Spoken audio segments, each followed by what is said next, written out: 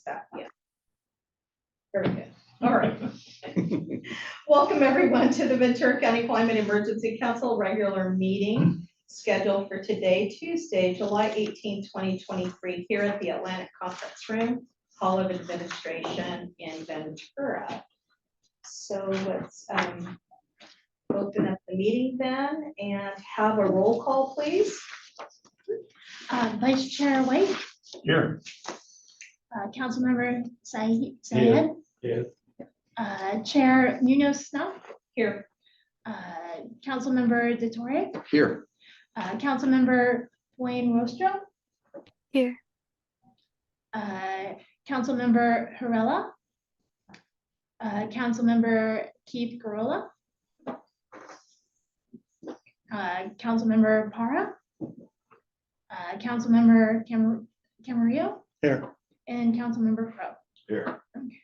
Okay, thank you. Let's move on to the Pledge of Allegiance. And Councilmember Camarillo, would you lead us in a Pledge of Allegiance? Sure. I pledge allegiance to the flag of the United States of America and to the republic for which it stands, one nation, under God, indivisible, with liberty and justice for all. Thank you.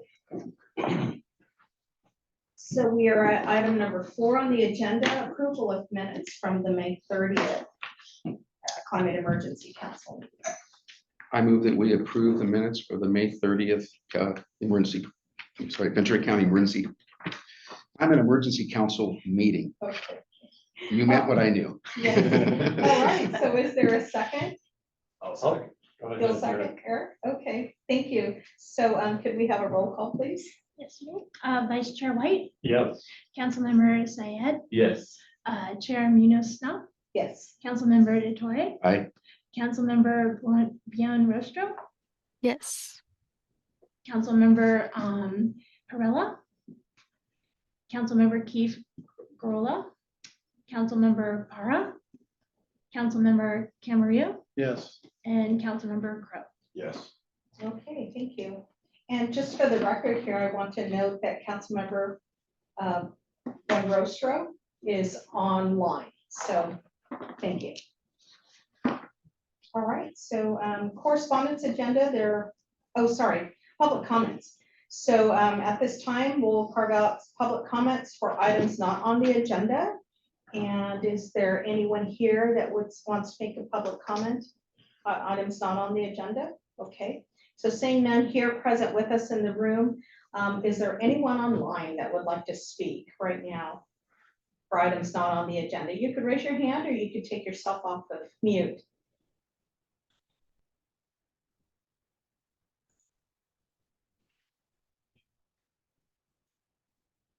All right, so we don't see anybody right now that wants to speak during this time.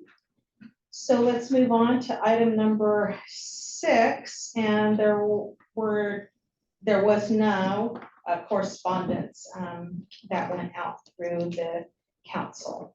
So then let's get into the regular agenda. So item number 7, request from Councilmember Syed to discuss the Ventura County Climate Emergency Council meeting schedule.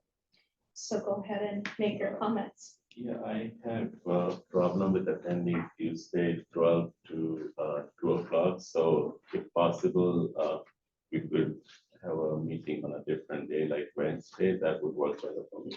Otherwise, I'll simply miss next 3 meetings. Not next one, I'll be here, but I'll miss September, October, and November.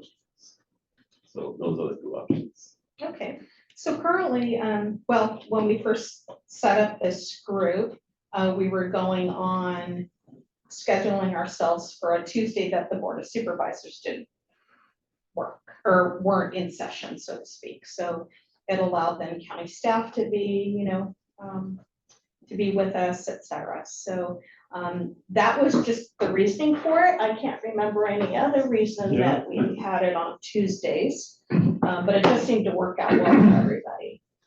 So with that comment said, any comments? Yes. Yeah. Wednesdays and Fridays do not work for me because of my employment capacity still with the fire district. Okay. So then, go ahead, Eric. Yeah, Monday, Tuesday, and Friday, I could be available, so, I mean, Fridays aren't ideal, but I can make those 3 days work, so. For Wednesdays and Thursdays, I work out of the county. You work out of the county, okay, so Thursdays are out, Wednesdays are out. It moves us to a Monday, Or Friday, Or- because Friday work for you? Friday, but Fridays are out for he's me. out, Oh, I thought, yeah. Wednesdays and Fridays, I'm not available. okay, sorry. And That's then, let's see, Councilmember Gwen Rostro, of all those options that we talked about, were there any that work better for you or don't work for you? Tuesdays work for me. I have to check back on my class schedule to confirm, but I'm pretty much open any other day except for Fridays. Except for Fridays. So I'm hearing that Mondays are really the only day that folks don't have a restriction for being here, other than maybe something coming up on your calendar. Right. Would that be the same for you, Councilmember Gwen Rostro, that Monday would work? Um, yeah, Mondays do work actually. So yeah, if Tuesday doesn't work, then Monday would be the second best. Okay, and for county staff, I believe Mondays Mondays. work for me. Yes, it can work, for me. we can make them work. Yeah, Monday will work for me based on my current schedule, yes, so I can do same 12 to 2 Monday, yes, Okay. or as soon as whatever. Is this a permanent change to the schedule or So- temporary? Well, it could be a temporary because of the scheduling he has. Okay. Because right now Tuesdays seem to work for everybody, Yeah. and except for then this next semester that Yeah, you're just at. up to November, then December I'm back, Yeah. okay. So it'd be October or September, October, November. Yeah. We would meet on Mondays. Mondays. Typically, we either meet the third or fourth Tuesday of the month Mhm. because it's opposite of the board meetings. Right. So we would need to decide kind of what time period and if we want it to be the third or fourth Monday. Third or fourth Monday, okay. I would say if they're already scheduled for Tuesday, let's just move it to the Monday before that, Okay. what's currently on the So the schedule. same week, but just the Same Monday. week, just bump it up a day. Okay. Just- And noon to 2 would work.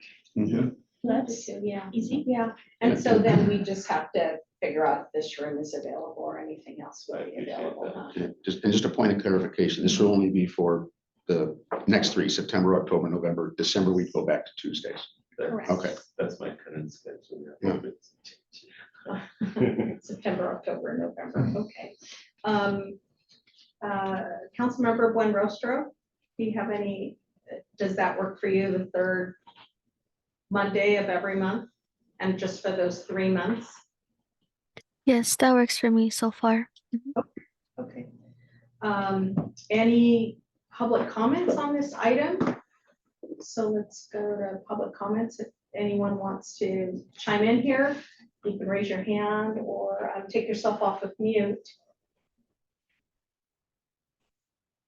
I don't see any. No, we don't see anybody for that. Okay, so could I think we need a motion and a second, and then we'll take roll. Okay. Okay, anyone wants to make a motion? I move to make the motion to change the meeting to Okay. Mondays. Okay. Whatever days are available. Noon to 2, the Monday before the normally Okay, scheduled Yeah, for the so months of September, October, November. Yes, Thank you. so that Very would be good. your motion. That's the All right, is there I'll a second? second that motion. Okay. wanna Councilmember hear you Ventura repeat it. seconds that Yeah. motion. I second that we move the regular scheduled I'm just meeting. kidding. Okay. Okay, so could we have a roll, please? Roll call. Vice Chair White, Yes. Councilmember Syed, Yes. Chair Munoz Snuff, Yes. Councilmember DeTore, Aye. Councilmember Gwen Rostro, Yes. Councilmember Harrella, Councilmember Rolla, Councilmember Para, and Councilmember Camarillo, Yes. and Councilmember Crowe. Yes. Okay, so motion carries. Thank you. let's go on to item number 8. So we have a request from Vice Chair White to discuss the County of Ventura greenhouse gas emissions inventory. Take it away. Okay, great. Could we put up the pie chart?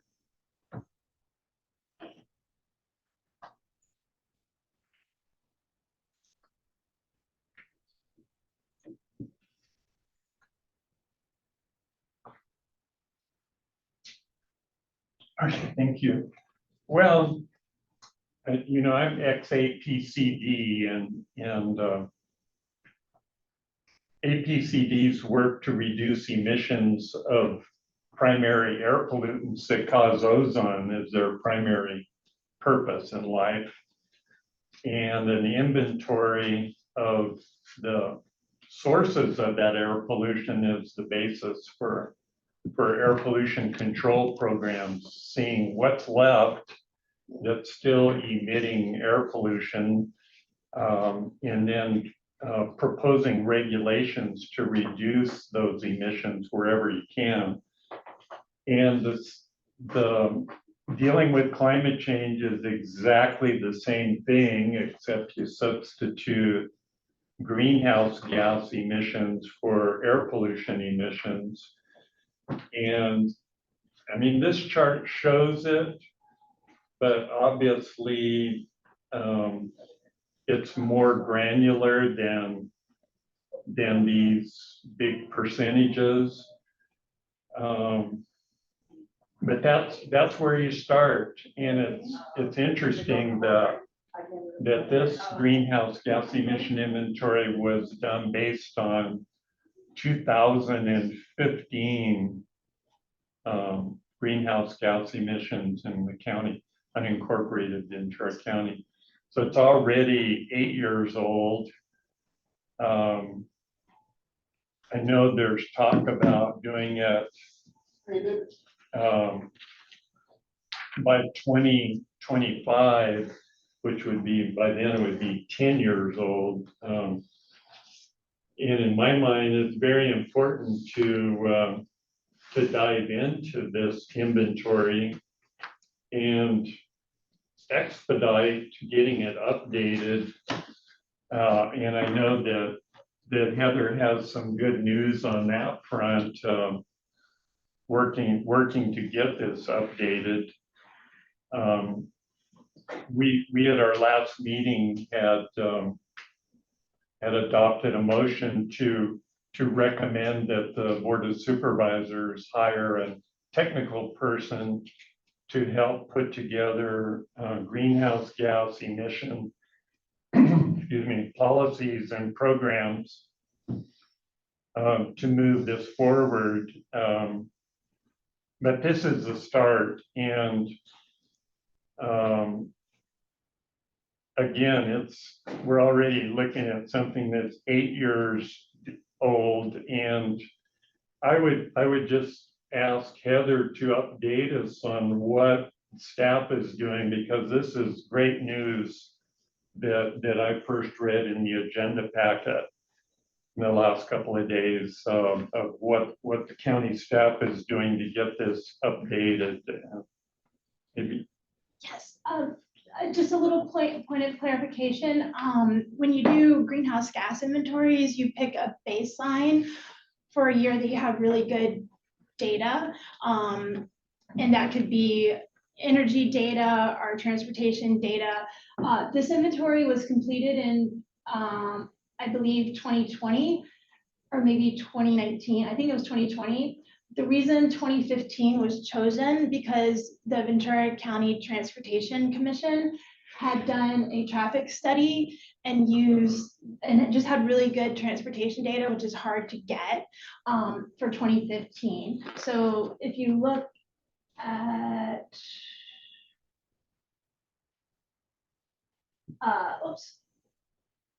the forecast, this graph shows the forecast as well as the greenhouse gas emission reductions adjusted for state, federal actions, as well as some of our county actions.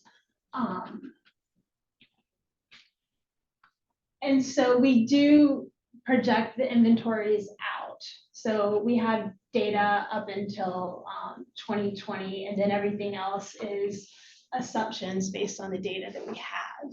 And so we have received some funding from the federal government, and we will be doing an RFI later, or we're finalizing the RFI, and as well as collecting, starting the process of collecting data.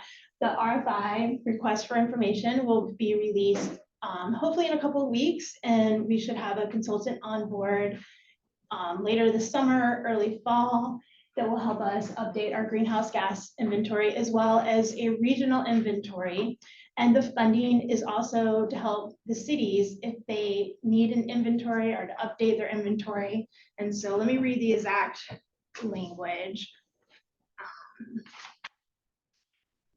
Excuse me, is this money from Inflation Reduction Act? It's from the climate reduction or climate pollution reduction grant. And sorry, sorry, I have that funding under. Hi, I can speak to that, Heather.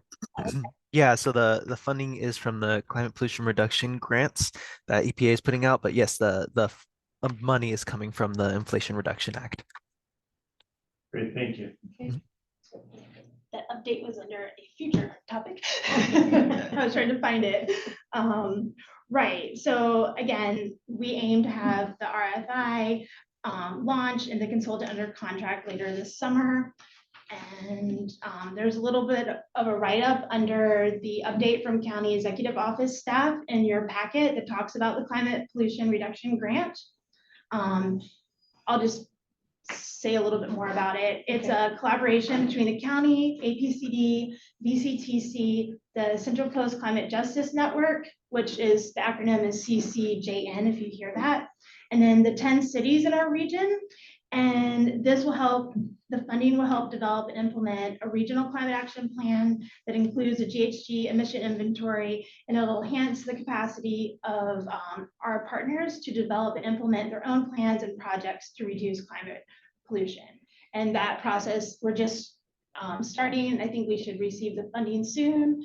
And so hopefully there'll be many more updates in the following VCCEC meetings.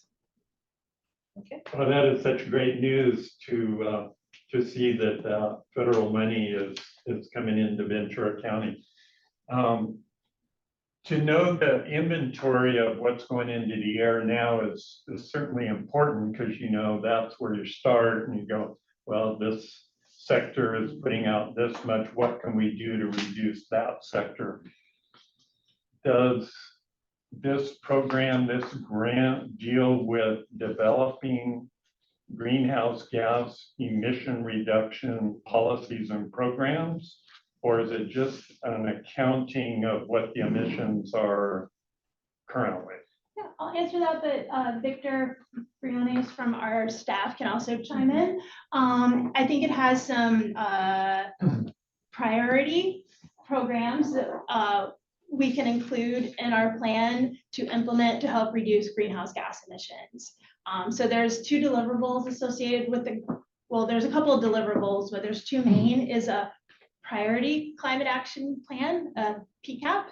And then the next one that's due in a couple years. So the first PCAP is due March of 2024. Then is it the CCAP? Yeah. Comprehensive climate action plan is due in 2020. It's summer of 2025, so it will be 2 years from when we receive funds, which they're expecting to distribute the funds to us this summer. So yeah, that PCAP though will be due March 1st of 2024, and then the second deliverable will be the CCAP is due 2025 in the summer, and then we'll have an exact date once they distribute those funds, because they're going to go based off of that time. Okay, so I'm understanding that the county will hire a consultant to do this updated inventory. Will that consultant also be charged with coming up with greenhouse gas emission reduction policies and programs to meet these deadlines? Is that part of it, Victor? So we are wanting to include in that RFI, that request for information, some of the other elements that are involved with the greenhouse gas inventory. So we are expecting to throw in suggestions for greenhouse gas reduction measures and programs. There'll be a stakeholder group. What's the acronym we're using? Oh, yes. So we're calling it Ventura County Regional Effort for Climate Action Planning, so VC recap. So we'll be putting together a stakeholder group of all those entities that Heather had mentioned in the update. So we can have input from the cities as well as APCD, VCTC, and then community-based organizations like CCCJN. Wow, this is exciting. At our last meeting, we voted to recommend that the county hire a technical person to develop these greenhouse gas emission reduction policies and programs. So that's happening. Is that what we're to understand? I mean, maybe not because of what we did, but what we asked for is actually happening. Yes, we do listen, and we try to apply for funding to make it happen. I love it. Good, good. All right, so with that then, A question on the funding, how is that funding allocated from the feds? Is everybody getting a piece, or did you have to kind of justify how much you guys were hoping to get? I can speak to that. So the CPRG is the acronym, but that's the Climate Pollution Reduction Grants. So the way EPA did this first part, so there's two phases to it. There's a planning phase and an implementation phase. This first phase, the planning phase, they did non-competitive grant funding. So the way they worked it out is they allocated certain amounts to the states, to metropolitan statistical areas, tribes, and territories. So we applied for the MSA, or the Metropolitan Statistic Area, which is Thousand Oaks, Ventura, Oxnard. We actually weren't originally included in there because they were doing the most populous MSAs, the 67 most populous states, and we were like 70 or 71. But with a few of the MSAs declining funding, we got pushed up. So we just had to submit a work plan application, which a template that EPA had for us to use. But basically, we just had to submit that, and as long as everything looked good, the funding was pretty much guaranteed ours, which we've addressed comments and everything, so we're pretty much good to go now, just waiting to get those funds. But yeah, it was just, there's a certain 1 million was allocated to excuse me, to each MSA, so that's the amount we'll be getting. Sounds odd that a municipality would turn down free federal money, but to each their own, I suppose. Worked out for us, at least. Yeah. Any other comments here with other council members? Yes. One more comment about emission inventory. In the general plan, the program AA says that the emission inventory shall be updated at least every 5 years. And I know that when this went to the board back in 2020, that there was some people were pushing for updating the inventory annually, or at least much more frequently than 5 years. But the board ended up going with 5 years, but it is, it said at least 5 years, and that tells me that it could be done more frequently. And it would be good if it could be done more frequently, because that's what tells you what's happening with your local climate action plan. And to have to wait every 5 years to update that seems like too long. And this group, this council might want to at some point recommend that they do it more frequently than 5 years. That's all I have to say about it. Okay. I guess I would only counter, I mean, there's limited resources, so I think I would, we've got a baseline, and I agree, like updated inventory would be important, but I think I would be more interested in putting those resources toward the action plans, and then kind of to my comment like 2 months ago, like we have all these plans in place, and how are those plans that are being implemented affecting each piece of those pie? Like that's still, and I think that you guys said your website is working on updating that. I didn't get a chance to like. We have the cap map project. And just to kind of explain what that is, it's monitoring and reporting publicly available web-based platform that will reflect implementation program status. And the web-based monitoring and reporting tool will contain a public dashboard, and it'll show the qualitative and quantitative metrics of the CAP program success. And we have the option to generate reports. There's some annual reports or some point in time reports. And it'll record activity metrics to track annual GHG emission and emission reductions. That project, we're building the platform as we speak, and it should be launched later this year. And at that time, I think we could probably do a pretty good review and show you how to use the platform. So, Morel, did you have anything else to add? No, that's well said. Yes, exactly. That's that is a project that we are currently working on right now, and starting to see the upland release of it, and expected to be completed later on this year, so that there'd be reporting happening for early next year for how our CAP programs are doing. We've done reporting before through our CAP staff and budgeting plan. This will be more extensive, and through our general plan updates as well.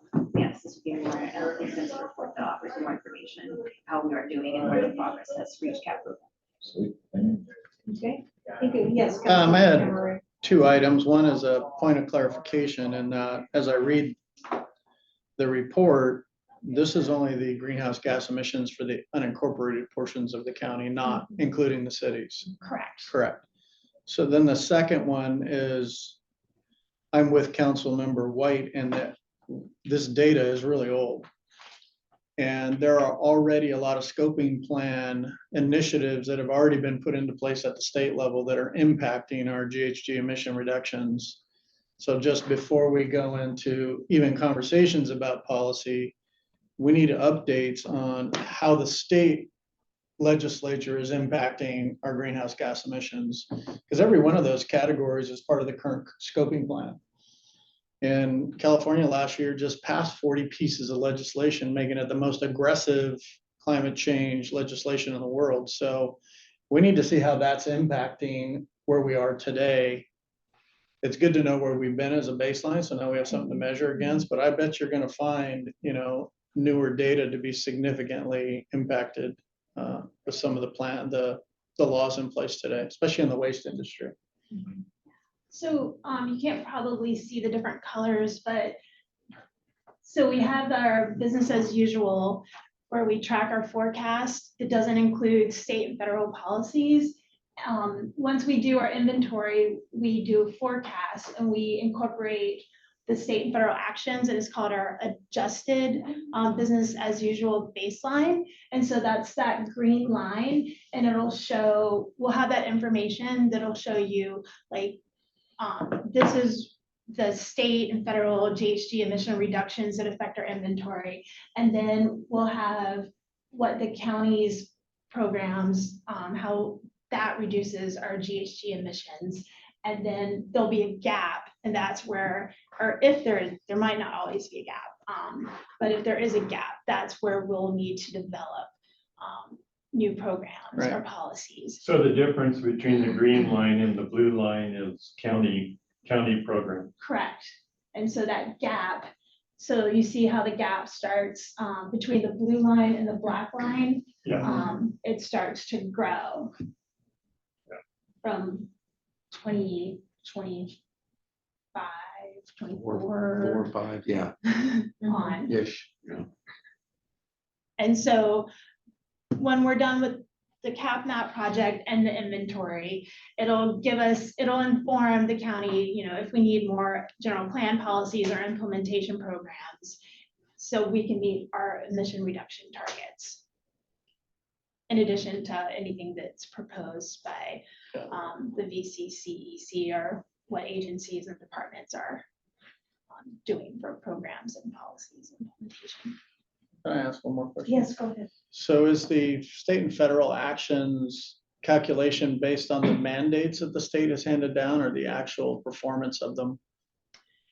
Well, up until, so for this inventory, however much data we have, so I didn't create this inventory, Sure. so I know it's at least the metrics up until 2025 for performance. It might be up until 2020 for how they projected the forecast. I don't know the answer to that question, but everything else is just a projection. Okay, So thank you.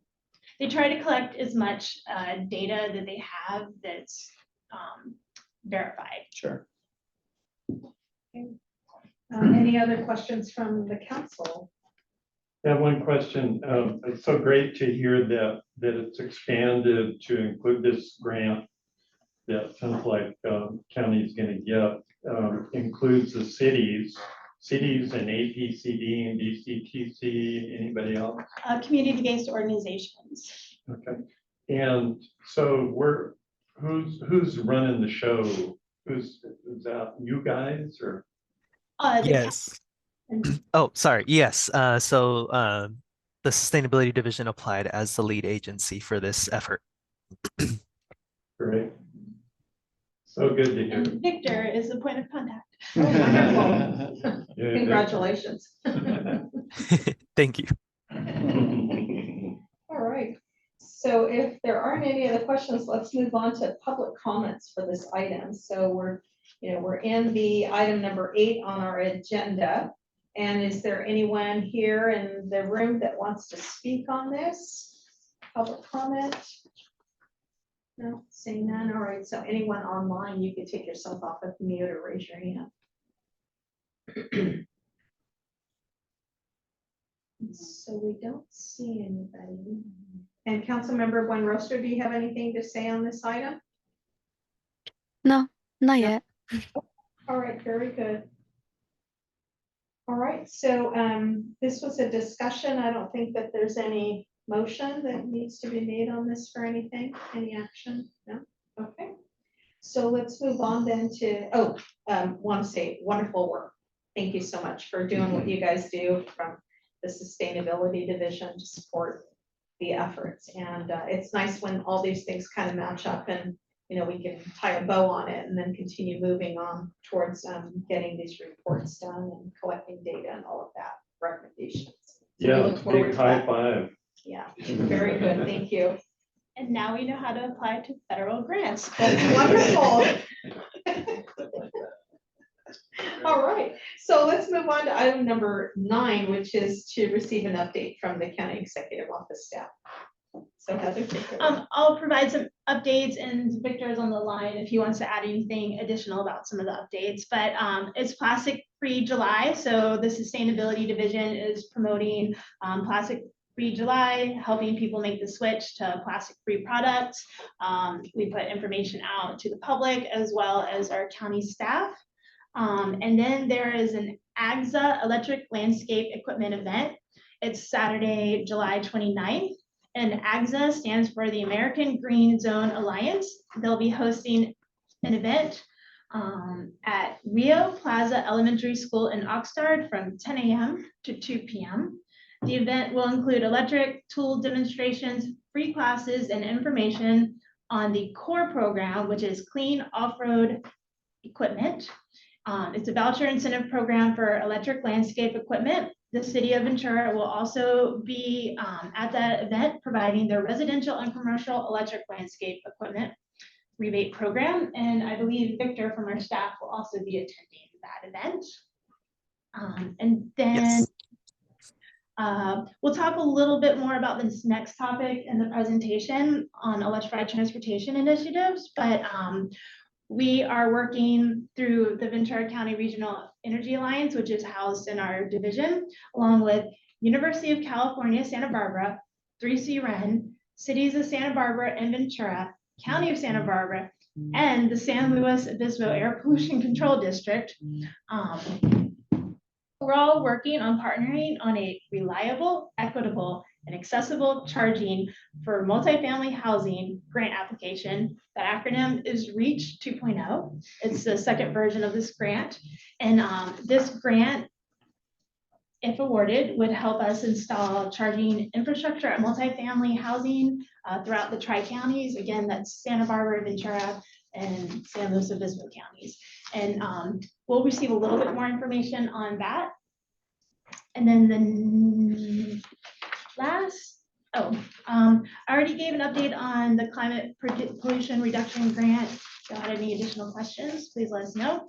And then the two pending VCCEC proposals that went to the Planning Commission on June 1st. Our Board of Supervisors takes the month of August off. So the next board hearing that we could get scheduled would be September 12th. We have we're placed on the agenda at 11:30. And it's going to be in the Board of Supervisors hearing room in the Hall of Administration. So it's just over there. And Commissioner Kesley, one of the planning commissioners, had asked that I just share something with the VCC. It's her reasoning behind her no vote on the Planning Commission's June 1st recommendation to the Board of Supervisors to create the policy to reduce GHG emissions from new and existing County of Ventura owned buildings and facilities. And the second VCC recommendation was to create a program to reduce carbon dioxide emissions from existing residential and non-residential buildings.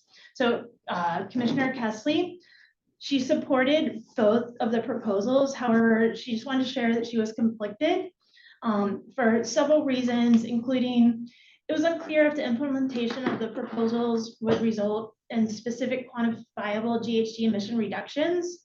And it was also her understanding that the two proposals are similar to existing general plan policies and implementation programs, as well as existing efforts by county agencies working to address climate change. And then her third concern was just regarding the time and resources needed to initiate a general plan amendment if the Board of Supervisors determined that such an amendment was necessary. So just recall that was a 3-1 vote. One of the planning commissioners was not at that hearing. So as information becomes available, we'll share it with the VCCEC. And again, that we're planning to go to the Board of Supervisors on September 12th at 11:30 a.m. Okay. So just so that everybody's clear, Councilmember Kesley was a previous member, not a member currently. And so she, when she spoke, it was as a resident and not a member, but probably mentioning that she was a former member. So, okay. Did you have something? Well, I just want to say I'm going to go to the meeting on the 12th because I work to bring these two things to the CEC and got them approved by the CEC. I mean, it was August of last year when VCCEC approved these to go on to towards the board. It's taken a long time to get to the board, but these are two items, one policy, one program. That while they're related to things in the general plan, they are different, and they fill holes in the county's emission inventory that aren't being dealt with presently. So I'm going to go just as my own self. I'm not going to say I'm representing CEC, but to advocate for the board to approve those two. I think they're important. Any other questions for county staff? The REACH 2.0, the electric charging for multifamily homes, that is part of, I think what earlier you said was like the second part of this grant application that'll be, what did you say, like implemented in 2025, but maybe funded. Oh, this is just a second round of the grant. The first round, it was just REACH 1.0 and it was last year. I don't know a lot of the source of funding. It's the California Energy Commission. And so a lot of times Energy Commission grants, they'll just have multiple rounds. And so a group we have a regional electric vehicle collaboration called Electric Drive 805. And I believe that group was interested in applying for this grant. Yeah. Does someone locally receive first round funding, ecology action? We have partners that go all the way through Santa Cruz and Monterey, and the Santa Cruz, a community-based organization in Santa Cruz received the round 1 grant funding, and so they've been helping us a little bit with our application and giving us advice on how to make it great, so we'll get hopefully some funding. And then I guess the county would own these charging stations and. It's a variety of who's going to own some, so we have a lot of partners. And so the county of Ventura would own and operate some of the charging infrastructure within Ventura County, but some of the partners like the housing authority, the city of Ventura Housing Authority may also own some charging infrastructure. And then in the other 2 counties, it might be a mix of multifamily property owners, as well as some of the agencies like County of Santa Barbara or something. So we're putting the application together as we speak. It's due August 12th, 16th. 16. Good news, I think. Yes, go Go ahead. ahead. What's Mark say? So, these multi-housing units, they have to be unincorporated areas, or they could be anywhere in Ventura County? Anywhere in Ventura County, we work regionally. We just have to have like letters of commitment from the multifamily housing owners. Part of the funding for this grant, besides putting in infrastructure, there's also a limit to how much money we could apply for. So we tried to choose sites that we know the infrastructure would actually get installed, and the funding amount is only $12,000 per level 2 charger. And so, and to put in a charging station is can be up to $60,000 to $80,000 depending on how much conduit and trenching you have to do. So we are working with as many properties or offsite facilities that are within half a mile of multifamily property. But part of the funding for this grant is to do outreach to multifamily property managers and owners to hopefully get more interested in putting in charging infrastructure. And so part of, you'll hear part of, this is Nancy, she'll be presenting in a minute, but part of her job is outreach for EV adoption, charging infrastructure, installation, as well as she knows everything about incentives, and she's a EV resource for our residents, businesses, cities. Anyone can call her up and ask her a question. If she doesn't know it, we'll try to find the answer. So I think from this, the approximately 20 sites have not been determined yet. We Correct. have determined them, but we're now starting to, our budget Okay. was a little big. So we're now trying to reduce certain sites that might not be, the grant has a lot of criteria, so we're trying Okay. to pick our best sites. Sites. So I don't know what the latest number. Okay, we're at 18 sites. Good start. That's for 18 sites in Ventura County. Right. And so the other 2 counties have a similar number of sites. Councilmember Gwen Rostro, do you have any comments here for this item? No, not at this moment. Okay, all right. So let's go to public comments. I don't know if I've asked that already, but public comments on item 9. So you could raise your hand or take yourself off of mute. We don't see anyone, right? Okay, all right. Well, thank you for the update. Good work. So let's move on to item number 10, which is receiving a presentation on the fiscal year 2023-24 budget and staffing plan for the climate action plan implementation.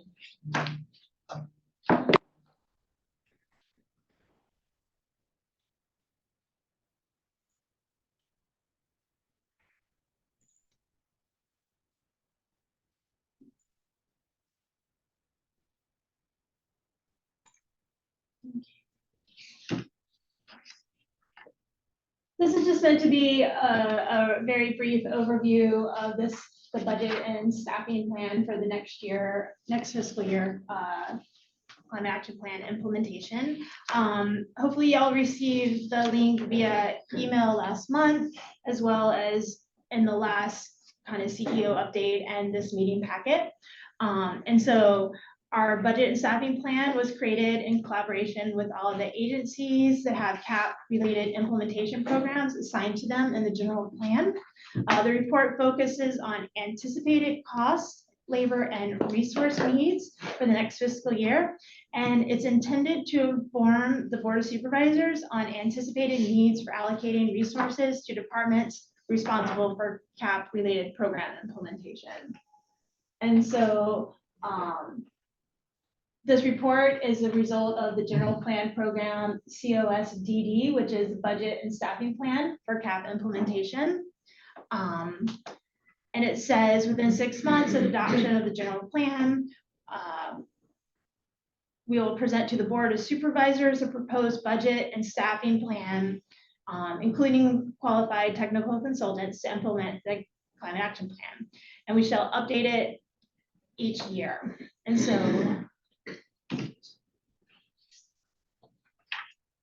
this next slide, it shows the status of implementing that general plan program. And so we first updated the board, or they received their initial report on July 28th of 2020. That went over the estimated costs to implement the general plan programs for the next 5 years after the plan adoption. We went back to the board, our CEO staff went back to the board in November of 2021 to give them or to present the fiscal year 2021-22 budget and staffing plan. We went again in June of 2022 for the 2022/23 budget and staffing plan. And then later that year in September, we gave the board a report on the GHG strategy implementation progress. And then this past June, we presented to the board on the 2023-24 budget and staffing plan. Can you go back to the last? Yes. So in our May meeting, we passed a motion to recommend that a technical person be included in CAP staff. Unanimous vote of this group. Did that get passed on to the Board of Supervisors? I believe it was passed. It was presented to our sustainability officer, who then discussed it with the CEO and CEO management analyst who put the budget together. I cannot speak to who got the other information. So if we wanted to get our recommendation directly to the board, but we need to write a letter to I believe to pass that motion on to the board as a recommendation, because it's not in there now, right? I do not put the budget together, but I believe we had discussed that y'all would also talk to your Board of Supervisor representatives to pass that information along. Yeah, I personally talked to Matt Levere about it, but I'm wondering whether there was a communication from our group to the board, with a formal communication with our recommendation on staffing. Like I said, I it can't didn't speak to happen. that process. We have our own internal process where I present the information to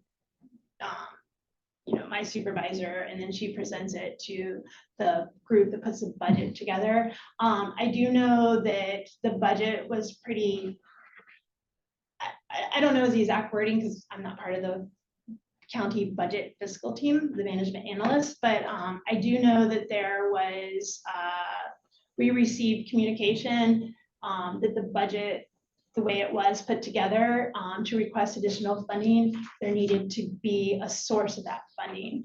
Just because of the way the county's budget's put together, there was there's just not a extra money. This is Alejandra, sorry, hi again. Hi, Alejandra. Hi, how are you? So at your last meeting, you proposed providing a position, but that was already past the cycle where we do our budget request. So that you haven't provided a formal request, I guess, to the Board of Supervisors. That was a discussion you had in between yourselves and kind of to move that forward. It hasn't been formalized into a proposal act, into a formalized ask for the Board of Supervisors. So you're right, that did not make it in there. This budget cap and staffing starts in January, March. We have to finalize by April. So that process was already done. So it is not included. So it needs to be a formal request from your council to the Board of Supervisors. I guess my question is it sounds like RFI is going out and we should have a technical consultant on board, at least for you guys come end of summer. Are you thinking I'd assume that what we discussed 2 months ago is going to be implemented through that technical consultant unless, I guess my question is are we thinking we want another one or, I thought that box was checked. Me personally. That's my So the- impression also. Yeah, so the first one was where we met, and that was brought to us and we decided yes, and it was unanimous, like, Vice Chair White says. And then it sounds like at the same time too, there's this grant going through, but the request for putting in the budget, we kind of missed that cycle to get it considered because it wasn't formal. So something's moving forward and it's the grant. But if we wanted to come back and do something with this request for a technical person that would work alongside us, then it sounds like it needs to be done in a formal request for the budget cycle to then be considered next round. Yeah, I was saying, it sounds like it would have to be for now the 24 to 25, yeah, so we missed, that's what I gathered, is we missed Yes, the cycle, we missed the time to submit. yeah, So we would probably want to take action after the first of the year. It sounds like that's on the calendar. They're forming the budget between January and March. It goes to vote in June. So we would probably. yeah. Alejandra, is there a better time for us to put this in motion so that we get it to be considered for the budget process? For the next cycle. Yes, just how you said at the timeline, that is exactly the timeline that we go to. Next year, January is when the departments start to think about the next fiscal year, so we can definitely bring that up again.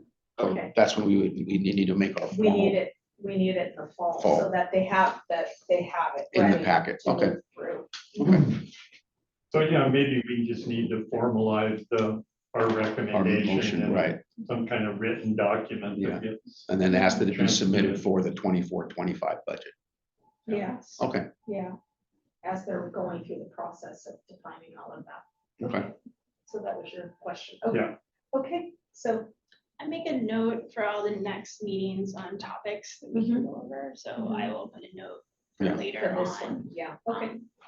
I'm sorry I interrupted your Oh, presentation. No, good questions. No We needed worries. to all be on the same page for that, sure. Okay, go ahead, Heather. Okay, this slide just shows that there's a whole CAP implementation team, so the sustainability division, we're tasked with project management, but all the, most of the departments and agencies within the county, plus external consultants, help with implementing, and then there's a consultant role, we have a county-wide sustainability committee, and then the CEO's office helps with budget, finance. Sorry. And for the fiscal year 23-24 budget and staffing plan for CAP implementation, our CAP related costs were 5.83 million. 40.6% of that is general fund, and that's 2.32 million. And then the remaining approximately 60% are 3.47 million. That's funded through revenue offsets like permitting, grants, impact fees, and other funding mechanisms. So we try to offset the cost as much as we can through grants and other sources. And then if you look through the plan, it includes a lot of summary tables for annual, ongoing, one-time costs, funding sources, the existing and new resource and staffing needs, as well as implementation status of the CAP related programs. This next slide shows of the 81 calculated implementation programs, 65% or 53 of those programs have been initiated or completed.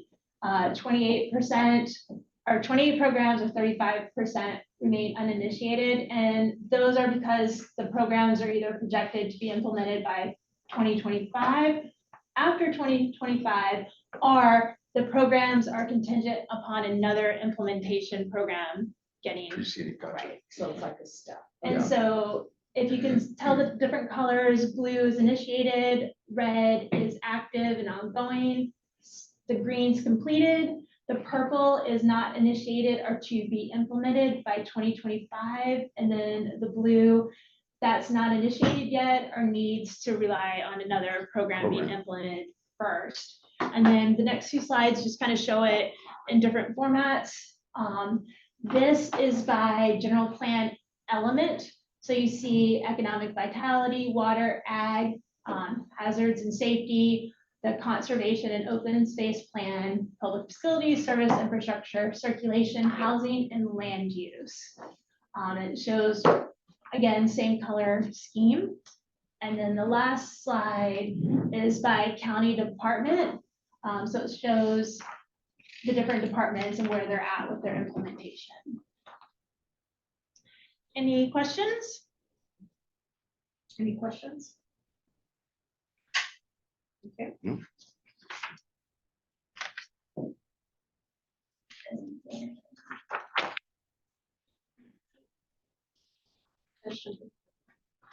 Do we want to take any public comment? Yeah, so there aren't any questions from anyone here? Nope. from the council? Okay, and Councilmember Juan Rostro, do you have any comments here? No, but No? it sounds pretty informative. Yeah, good to know. Okay.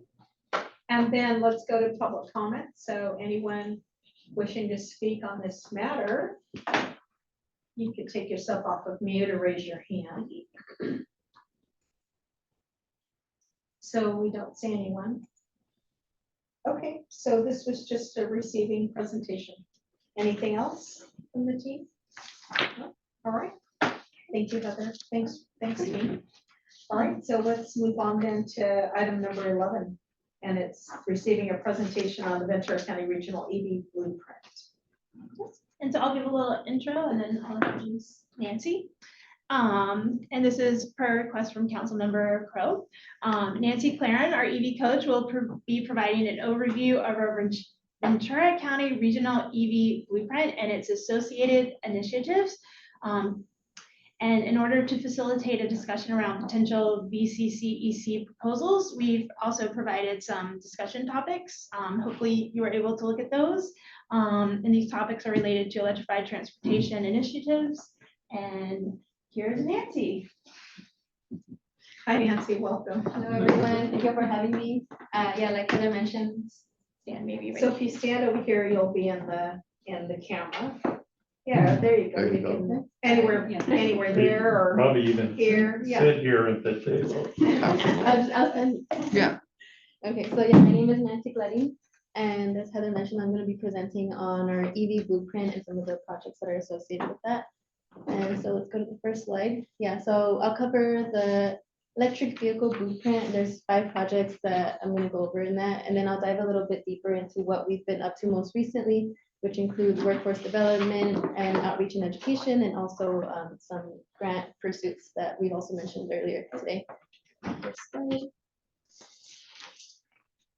So the EV blueprint came from, VCRE received a 2.5 million grant from the California Energy Commission for the Ready, Set, Go Ventura County EV Blueprint Implementation Project.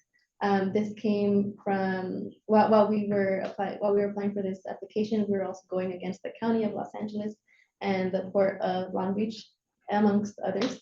And we won. Wow. So that was a successful grant application that resulted in a $2.5 million award with the goal to accelerate and support electric vehicle and charging infrastructure deployment throughout our county. Next slide.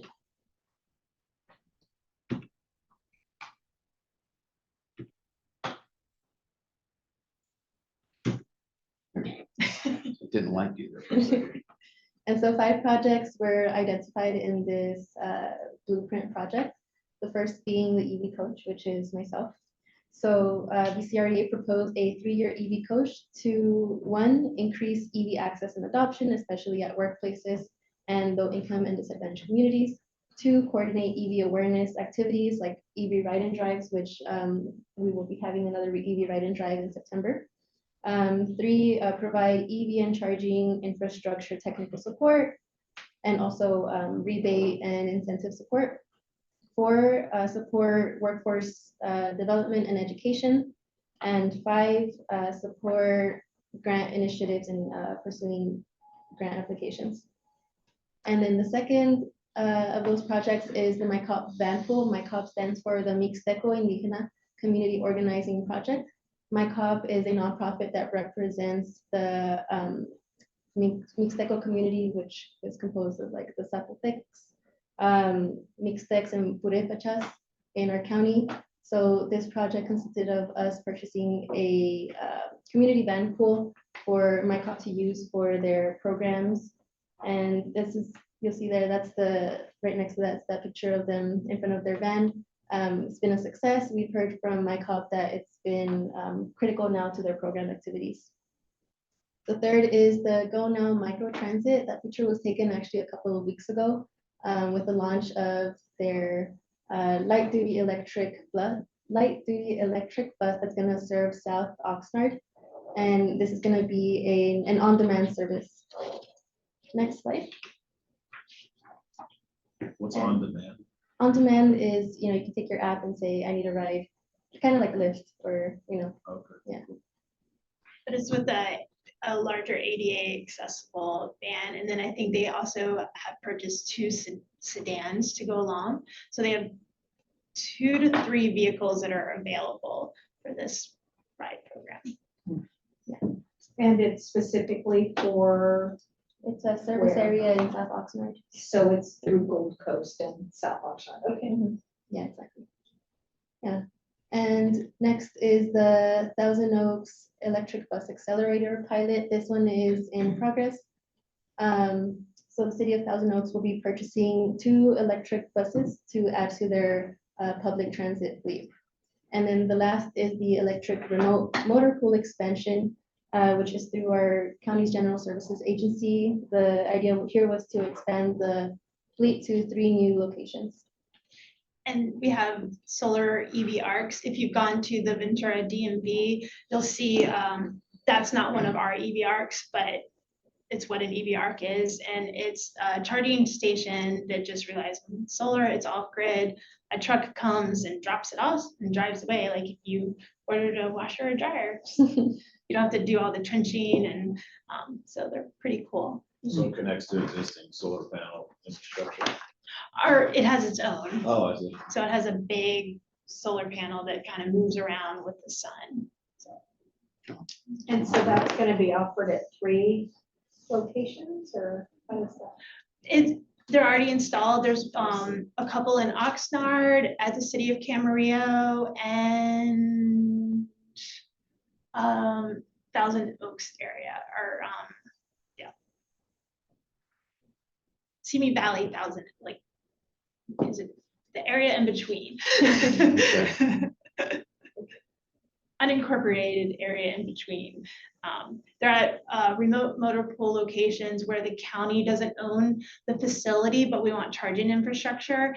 And it's a facility that we may lease, so we can move these charging stations if needed. And if there's a power safety shutoff event, we can still charge our vehicles. And it has like a plug, it has battery storage, and it has a plug you can plug in other things too if needed.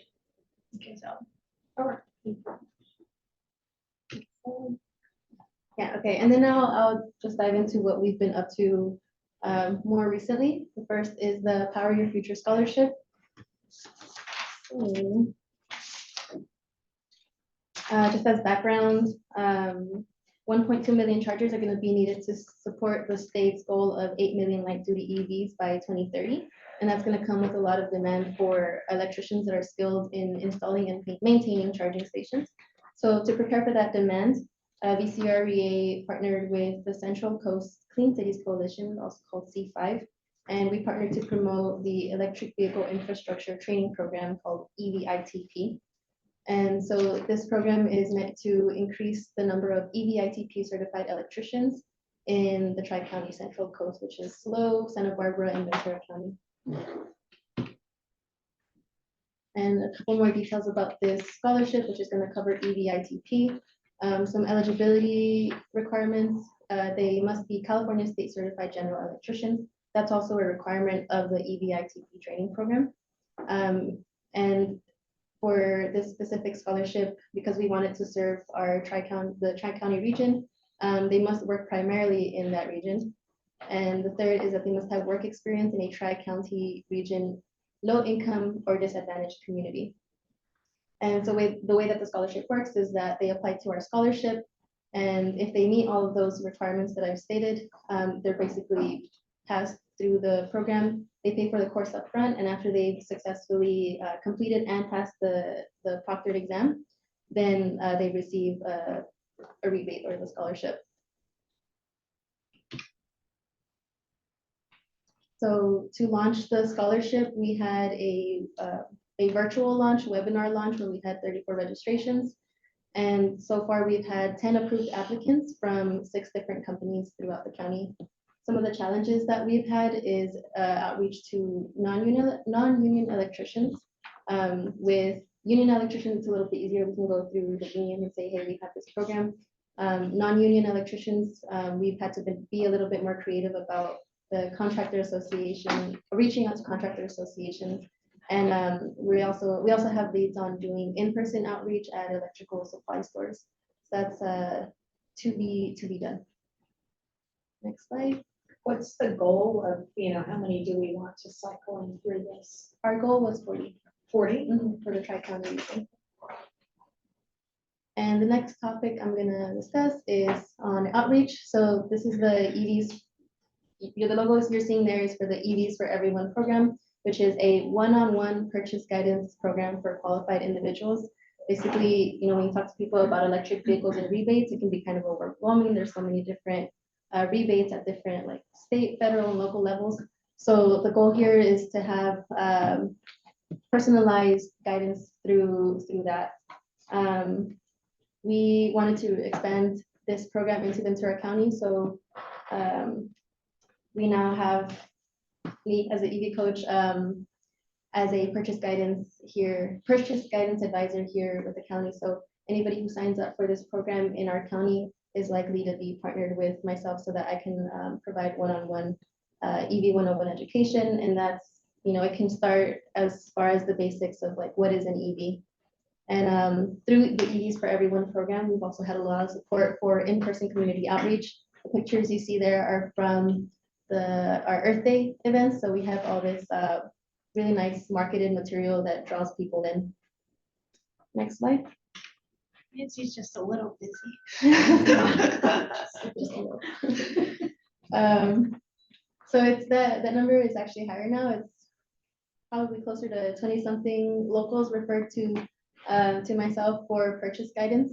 And I'll schedule a 1 or 2, depending on how much each person needs, 1 or 2 calls with them to go through whatever it is they need. Some of the challenges we faced is just limited staff time, especially around outreach periods where we're getting more signups is when we have more people signing up for the program in Ventura County. So some other outreach updates. Going back to that, Yeah. the previous EV for Everyone, do we know when someone purchases that vehicle? Do you have that result of your efforts? Yeah, well, I got involved in this effort at the beginning of the year. So far, I'll say that we haven't had any people go reach the purchasing process. But that is one of the metrics that they are tracking, that the larger grant leads larger program leads are tracking. So yeah, definitely check-ins with every one of our applicants to see hey, so how's the purchase going? Were you able to do it? Do you need any more support? So yeah, that information is being tracked. And a lot of times when we've had Drive Electric Earth Day events and then National Drive Electric Week events, where we'll either do car shows or EV ride and drive events. And we'll hear back, or people will email us, we give out our business cards and they'll be like, I purchased the car because of the test drive or something. So we do keep a list and track it. We might not hear back from everyone. Yeah. And another challenge I'll just mention again is the availability of rebates and incentives. There's some programs that are rebates, so they get it after they purchase their car, and then some programs are grants that they receive before they make their purchase. A lot of our applicants rely on that grant because they don't have the money up front. And more recently, that specific grant ran out of funds, so that's where we kind of saw some disengagement from our applicants. So yeah, it's also really dependent on the availability of rebates and grants.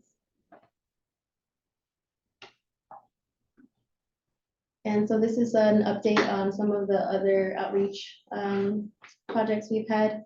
There's the sustainable library presentation that was led by Morel.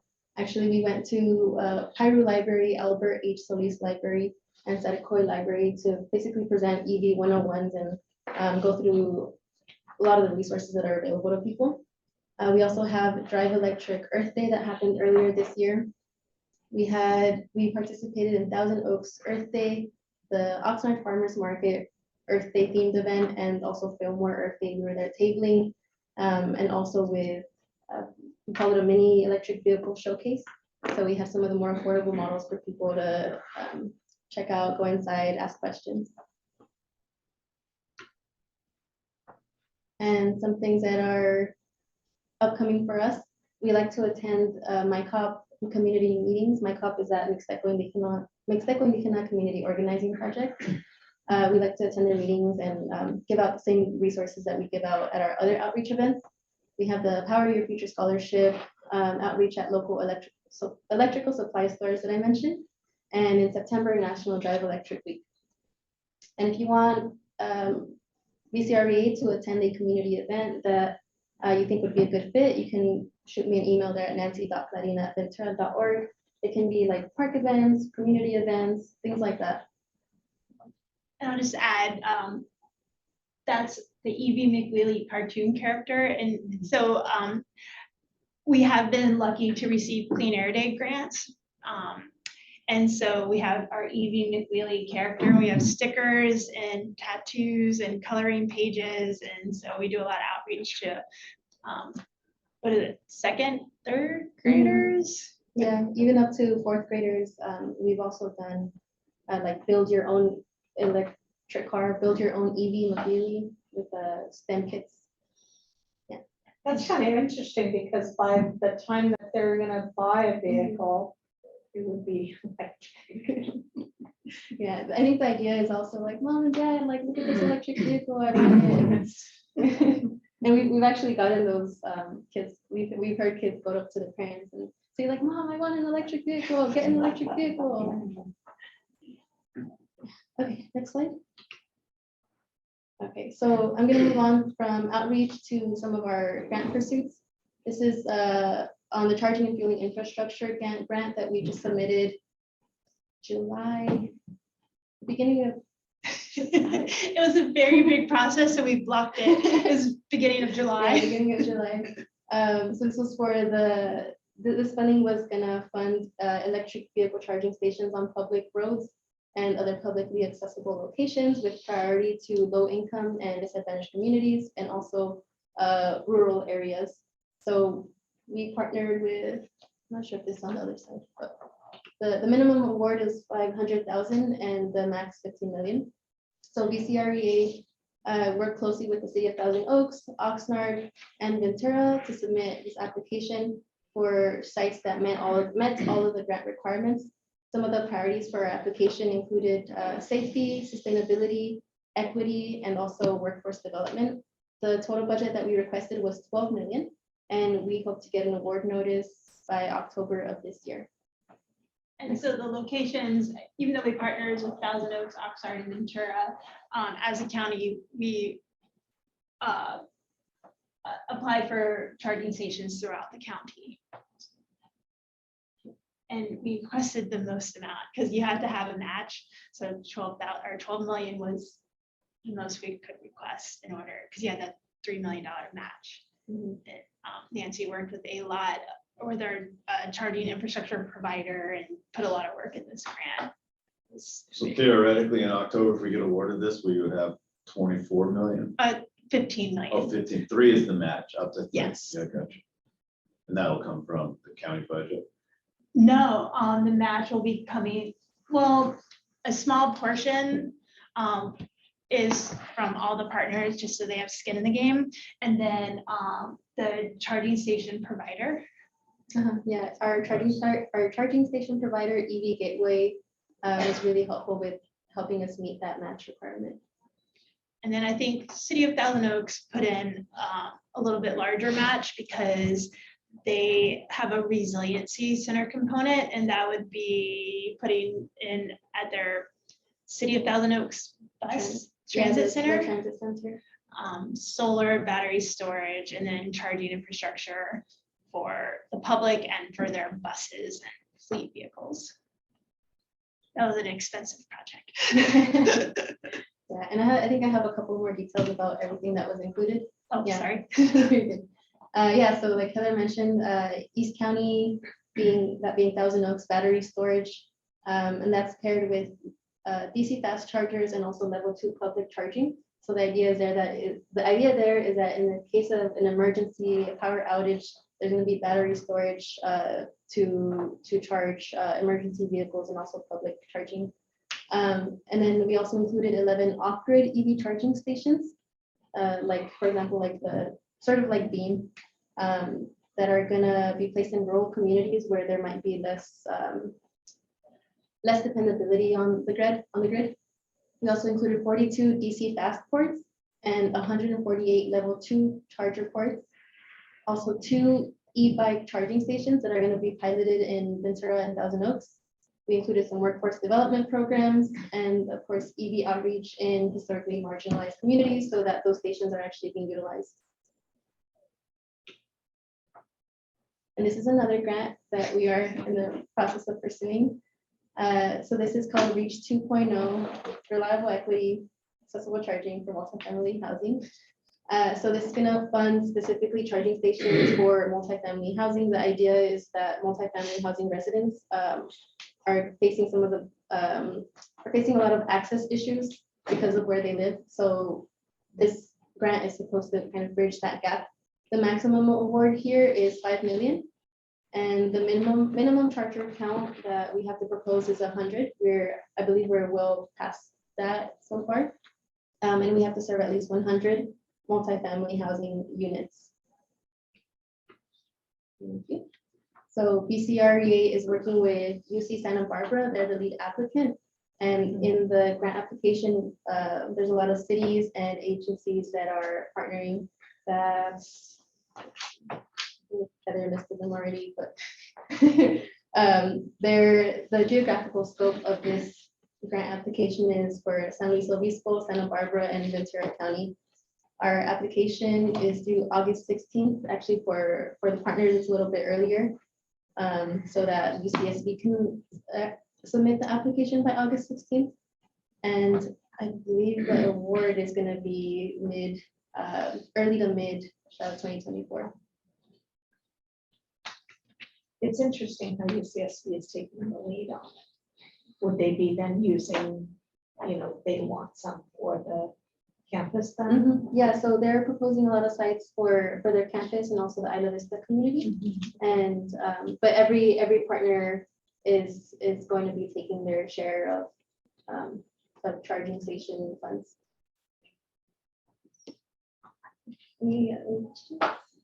Any questions for No. Nancy? Nice presentation. Good job. Yeah, very informative. I guess I'd have one question. I hate to be the pessimist, but like, what would be the county's plan if we don't get these grants? Like, this seems like this stuff has to happen, right? For us to meet our goals, like whether we get that grant or not, is there a mechanism or a contingency plan to get these funds and make these projects happen, whether we get grant funding or not? I would say for the county at least, I think we plan to, we're using other programs to fund the charging stations on our facilities. It's the Charge Ready program. But on top of that, I think we just keep applying for grants. I mean, we were just done with CFI and then we got noticed that Reach 2.0 was happening with all these partners and we jumped into that immediately. So I mean, it could be that a couple of weeks from now, another grant opportunity comes up and like, there we go again. We have an EV blueprint map. It's an interactive GIS map where we mapped out the 100 largest workplaces in the county, the 100 largest employers, the 100 largest multifamily, the 50 largest multifamily in disadvantaged communities, and the 100 largest destinations. And then we mapped out existing infrastructure and then did a GIS analysis to figure out the gaps. And so we kind of have a list of where we'd like to see charging infrastructure. And for certain sites that the county has control over, we've been working with different incentive programs like Cal EVIP or Charge Ready, SCE's Charge Ready program to try to put in charging infrastructure. It's kind of a slow process.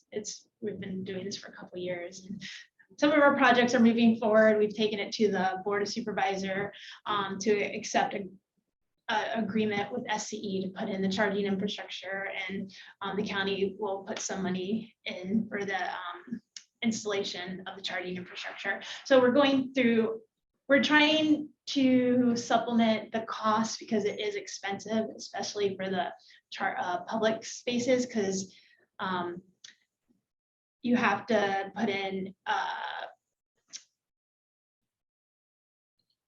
a lot of our parking lots are existing and we have to do meter upgrades and sometimes new transformers, and then we have to sometimes reconfigure parking lots for the ADA accessibility and to make sure the grades are the correct and stuff. So it's just expensive process for public charging.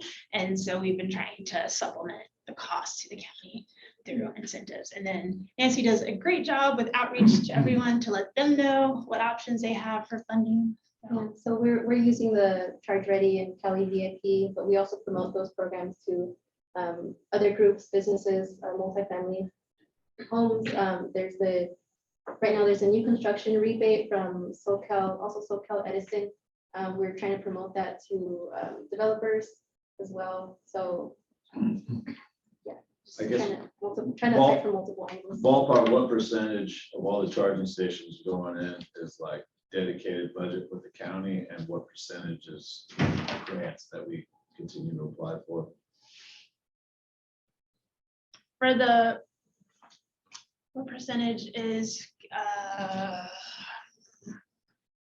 it kind of varies because so when we go through some of the incentive programs, it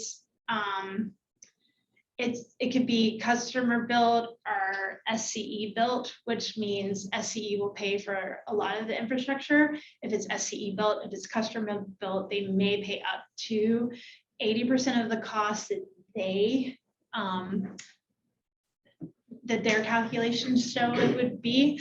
So every site is different. So far, we've only gone through the SCE built, and so the costs to the county are minimum. It's just the cost of the charging infrastructure and to have someone put it on the stub out. And then the cloud plans, because you have to have a cloud plan so people can pay to use a charging station and stuff. So I don't know the exact cost, but an estimate to put in an average cost we use is. I don't care about the number. I'm just like pie in the sky, what percentage, because that would be the recommendation that I would make is, hey, maybe we need to actually dedicate a bigger percentage of the budget to this infrastructure instead of relying on grants. And then if we get the grants, great, we can backfill the budget or something. So to put in a charging station at a lot of our county facilities, depending on how many you put in at a site, it can cost $60,000 to $80,000. that might be a conservative estimate. If we're going through SCE Charge Ready program and it's SCE built, we just have to pay for the charging infrastructure, and that costs about $10,000 to $12,000 for someone to install the charging station, for a 10-year maintenance, 10-year cloud plan, and shipping costs and stuff. So I'm not good at math. So 10,000 compared to 60,000. For customer built, we don't know the cost yet. We're still working on those numbers. Yeah, it's expensive, so we try to supplement it with other sources of funding. But we have gone to the board. We went in November and we went earlier this year. I can get you the board letters that show the numbers for putting in fleet and public and the general fund allocation. I just don't have those numbers right now. Where I'm going with is back to what Bill's comment was 2 months ago. It's hard to make like recommendations. We don't know like how much money is getting allocated to EV infrastructure, and you don't know what percentage that's coming from grants that we may or may not get. And it's hard to make a recommendation. So I can find some information and provide it to you. great. Adding to that, I'm really impressed with all the grant money that you are able to apply for and get. Is there a staffing issue in terms of being able to apply for grants? Meaning, are there more grants than you're able to apply for them, or what is the limiting factor here, I guess? There are a lot of grants, but I think the reason we've been successful is because we partner with other entities, whether it's other cities or community-based organizations or APCs or transportation agencies. And we try to take a regional approach, not just Ventura, because a lot of times people are commuting from LA to Ventura or Santa Barbara, Ventura. And so we have these different working groups where we combine our resources, like we'll each take on a chunk of the grant, because there are a lot of grants. We try to look to see which ones are a good fit, because they're not all a good fit, but it's a big effort to put in a grant, but I think we've done a good job of it, and we also are looking at contracting with some grant support from an outside consulting firm to help us. I guess that's my issue. I guess are we able, is staffing an issue? Because one of the things I would like to know from my perspective, are we missing out on grants because we don't have enough staffing? I guess that's something we could ask. So along the same line, in terms of we need money to get these things done, right? So how do we do that? So I would be happy to push for making sure that we have appropriate level of support from the county funding to be able to get these resources, right? I mean, I'm sure, from academic point, applying for grant is not easy task. It takes a lot of effort and time. It's not something trivial, right? Just like, and most of it, especially for competing grants, it's not trivial at all. I believe in, I don't know if Alejandra's still on the line, she might be able to speak to this more. I believe the county recently hired someone to in the county executive office to help apply for grants. Yeah, those are great questions. I think it will take some for us to go back and do a little bit of homework. We can give you like a percentage or a dollar amount of what the county is investing on the EV infrastructure for our own internal fleet, and then what we have for the public facing infrastructure, and then the grants that we're applying for, like what's the percentage, and then the staff time that we kind of invested into that to kind of give you staff capacity, how we're taking advantage of those opportunities, what are we actually investing from general fund, how much of that is it's grant funded. I think that's kind of what you're kind of alluding to, like, do we have the capacity to continue to apply for the grants, and what are we investing as a local government for our infrastructure? Some of that data is in there in some of the cap and staffing plan that the report, and then some of the just previous presentations were done to the Board of Supervisors. So we'll go take a dive into that data and bring it back to you at your next meeting, so you can kind of get some numbers of what have we invested and what resources we have. Sounds good. We just won't let Nancy sleep. No.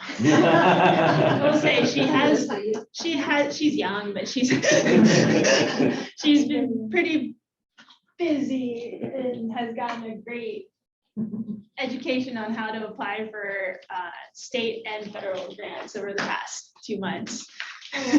Very good. Vice Chair White. Well, from what I've heard today, you know, on grants that you're either have received or about to receive, that Alejandra's Sustainability Division is doing a good job of finding out what grant money is available and applying for it.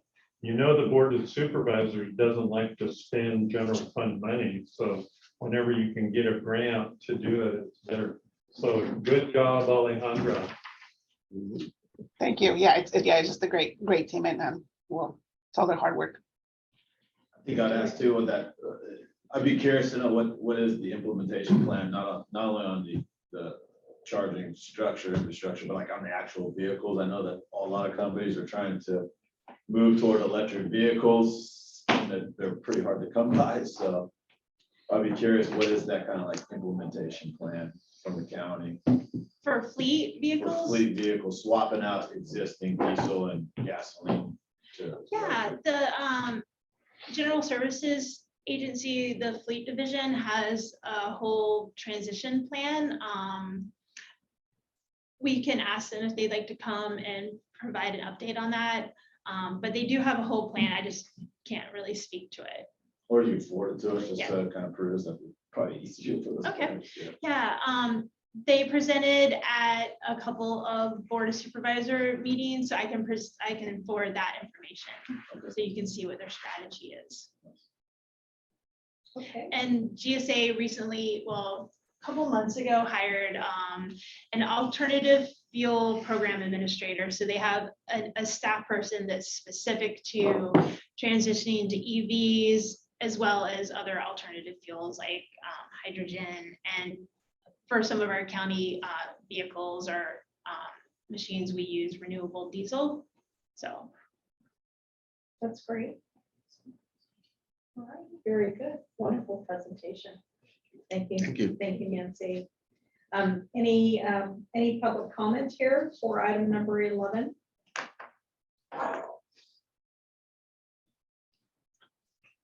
So you can take yourself off of mute or raise your hand. We're just scrolling through everybody online, so we don't see anyone who'd like to make a comment here. Okay, so let's move on then to item number 12. Last item on the agenda before we adjourn, council member comments and future agenda items. So is there anything that anybody would like to recommend for whether it be future agenda items or any comments? I think just a general comment, I feel like from what you guys shared today and the grants were going up, I mean, I feel like, I don't want to talk myself out of the job, but the county's moving in the right direction. So keep up the good work. I feel like we'll have a better idea of where we're at the end of this year, once we get our consultant on board and we start getting our dashboard up to actually start being able to see the metrics of our goal and where we're at. So I feel like, anyhow, I feel really good after this meeting. Like, I think we're moving in the right direction. So good job. Rob. Very good. That's it. Yes. Yeah, I agree Vice Chair with White. that, Eric. One of the areas that's not really been addressed in the climate action plan is agriculture. And I know with the addition of Bill Camarillo on this council, that maybe there's something that we can start looking at on the ag side of things for emission reductions. I mean, you have the knowledge. I don't have any knowledge on that front, but I would hope we could maybe dive into that at some point in the future. I believe at the last meeting, there was a list of topics, and sometimes the topics are a little meaty, so we figured we could at least go through at least one of the topics for each of the next meetings, and hopefully have a discussion. And I don't know, it may trigger some interest in a climate emergency council proposal, but the list that I had was climate smart agricultural practices. I kind of grouped your input into certain topics, or just, so they may be a little different than what was suggested, but we have climate smart agricultural practices. And I have someone, I just need to check with their schedule and when they're available to present. We have residential, non-residential energy usage, We have solid waste reductions, idle oil wells. We call it idle oil wells next act, but I found someone, I might ask you for a little bit more detail of what you were interested in, but I found someone that was very excited to present on that and is an expert in industry. Then a deeper dive into greenhouse gas emission inventories or a discussion about that. And then federal and state grant opportunities. So that was the list that I had. I thought there was like 2 months ago, we had somebody lined up to talk about funding and grants, and then I think they fell through. Or maybe I'm thinking of something else. I thought Councilwoman.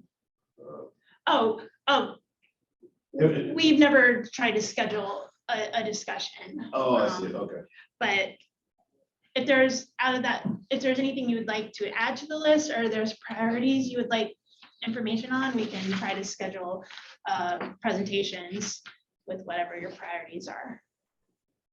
I think all those topics are good and would be good to hear about. Yeah, and I know I was interested in hearing from the, from the side that Bill Camarillo represents as, a normal everyday citizen who owns a business in Yeah. the community. So I think what's going on is great. Ventura County's always been a leader in the state. And that's why Agriman exists, I think, in the state of California as one of the leaders, because we do take things seriously here and we work real hard at it and set a lot of policies that the rest of the state doesn't necessarily do. And one of the things I'm seeing more and more is the verification of the carbon footprint process. So you got to measure what matters, but more importantly, someone else has to recognize it. So to say that you're doing well doesn't mean anything if a third-party auditor doesn't recognize it. And we are working with the Climate Registry and others. So agriculture, they are not waiting. They are silent, but they are not waiting. They are moving very aggressively toward regenerative agriculture. A lot of the publicly traded agricultural companies are being pushed pretty hard by their ESG scoring systems as part of the publicly traded markets. And they're taking this very seriously. We're working with many of them to reduce their carbon footprints. We believe that most companies can get to 75 to 80% GHG reductions to carbon neutrality, but you're never going to get to zero without drawdown carbon sink. So we are doing a lot of work on the carbon sink sector with the voluntary carbon market.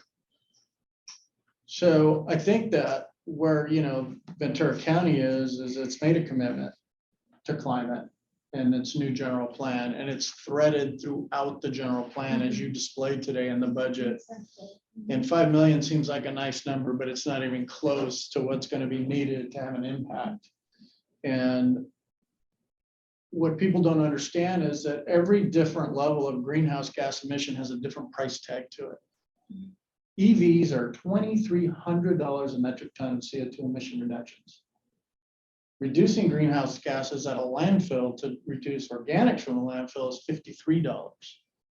So what we have to learn how to do is go after the low-hanging fruit first to reduce our greenhouse gas emissions in waste and water and energy.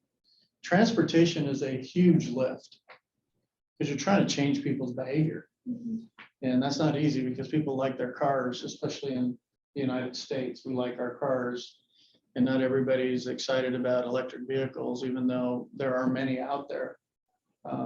So I think the free market also, getting back to what you had mentioned about money, the private sector is answering the call also. And I think the county depends on the private sector also to participate with infrastructure, and it's going to be our jobs to recommend the right policies to see how that infrastructure gets put in place. Because where does it really belong? If you ever go to the collections in Oxnard, that parking lot is so jam-packed you can barely drive in and out of it. And they got a whole EV charging station there. Entire back row. You just hate going there, which is not good for the businesses. So where do EV stations really belong? What's going to happen to the gas stations on the corners? Are they going to be displaced, or are they just going to be stores that people go in and out of, and yeah, it's a lot of great things that you guys are doing, and education is the key. So I'm excited to be on this board, and I'll bring you more agricultural stuff when I have something more concrete that we can work on. Yeah, and if we can set aside the time. on- Yeah. On our calendar. Yep. If you have, Absolutely. any contacts for presentations or anything, Yep. just let me know. We will do that. Thank you. So anyone wanting to mention anything here? Vanessa, do you have anything that you'd like to add at this point for the council member comments and future agenda items? Yeah. Oh, sorry. I know that I did have a presenter, I believe his name was Aaron, who was the ecologist, I believe. But unfortunately he had other promises. So I was wondering if maybe Heather, I could also do more research on another scientist that has more knowledge about the Ormond Beach plant, specifically with sea level rise, just because we do have a lot of problems with sea level rise here in Ventura County. So maybe that could be another future agenda item. Okay, thank you.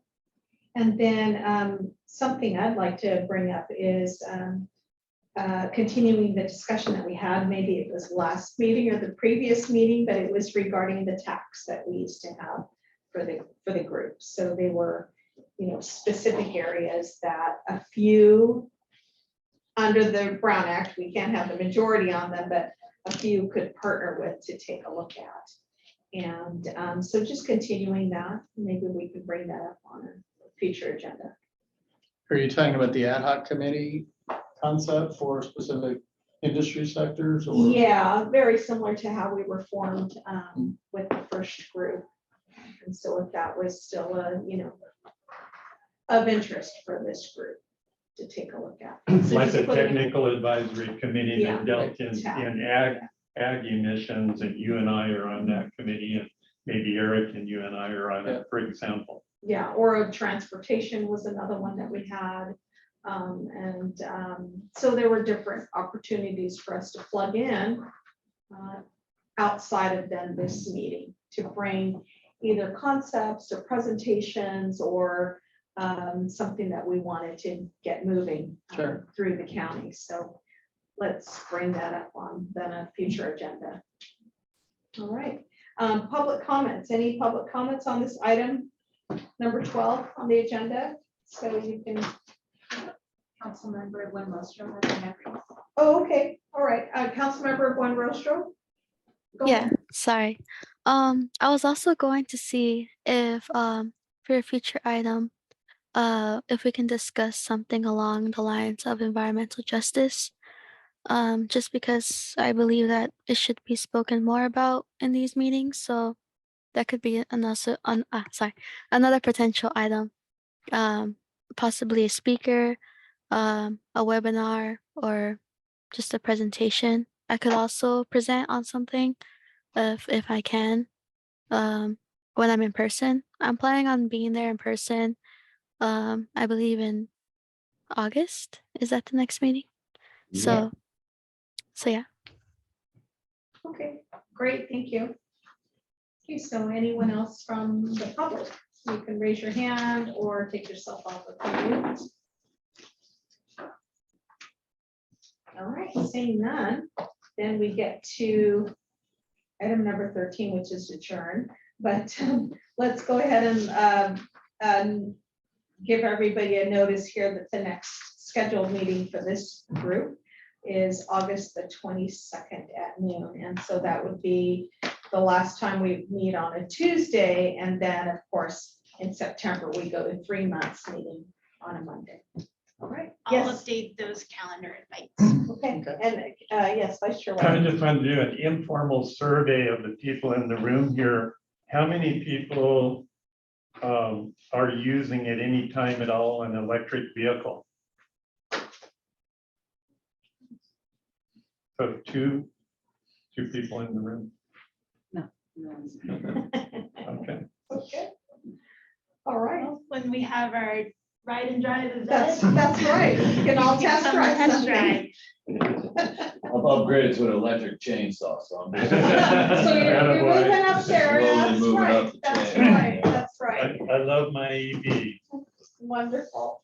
Okay, so thanks, everyone. Thanks for joining us, all those online. And Do you need a motion to adjourn? do we Do we need need a a motion? motion to adjourn? We've not Okay. had any. No, in no, the that's fine. I'm past. just, She just declares it. okay. We got to the end of the agenda, so. Good enough. Go ahead and